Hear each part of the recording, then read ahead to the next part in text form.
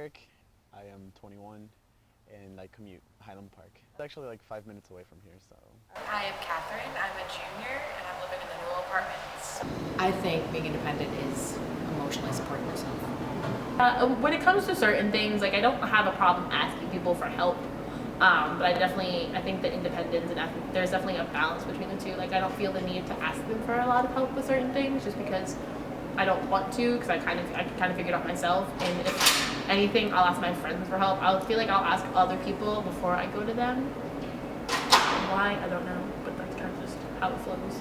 I am living off campus off Cook. I live on Hale Street, and it's interesting because it is my first year off campus.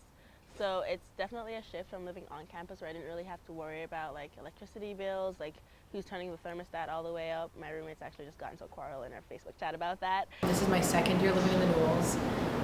Since I'm at Mason Gross, I wanted to be somewhere that's bigger than a dorm, but still close, and the only options were the Newells. So last year we were like in 222, way back. But we were lucky to get it at all because like they're really hard to get, and we don't have priority housing for it.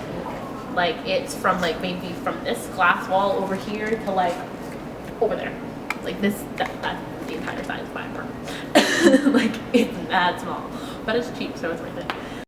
I can totally relate to my friends' issues when it comes to like commuting, and them dorming here. It's a little different because obviously I don't dorm here, but I do stay at their houses sometimes, so I kind of see how like dorming life is. It's not much different. It's just. I had some issues with my roommates. This was the first time I lived with like more than one roommate, living in an apartment, living with friends, and I've definitely learned that just because you're best friends with someone doesn't mean you should live with them. Basically, it felt like it was World War III. Honestly, they just have the worst communication skills. Rabbit season! Duck season! Rabbit fever! Duck season! It's interesting. Like I don't want to live alone, but it's made me realize that living with someone is an entire different experience of its own. That's why before you get married, they say you should live together because that could make or break a relationship. And I can completely see that. I still live with the same person I lived with freshman year, and the other two, they lived together their freshman year. So we kind of like combined forces. And I think that's why it worked so well, is because we knew our direct roommates worked well. And the four of us are in the same major. We work really well together. The ways I show independency is by just telling my parents to help me out with school. Then everything else is up to me. So grades, gas, books, anything else that I want, clothing, laundry, everything would be coming from me. Everything, just. I think adult things like cleaning and stuff come with it, but it's more like individual based things. So like me going to class because I have to, like that's being independent, you know. Me doing my homework, me prioritizing, that's something I need to do for myself to be independent. I can't have somebody constantly reminding me and stuff, because there comes a time when you're an adult, no one's going to remind you. If we're doing a traditional like step into adulthood, apartment is definitely a step 2, because this year like you have to take out your own garbage and you have to like clean the bathroom, and like you just have, when you have more space, you have to be more independent about it. But I kind of like it. It's like a nice way to ease into it. So. Everyone, like most people that I've talked to, have said yes, they are prepared for it, and they have graduated, and they're just completely lost back in their home. And it's scary because we don't really know how to live on our own. We kind of just know books, you know.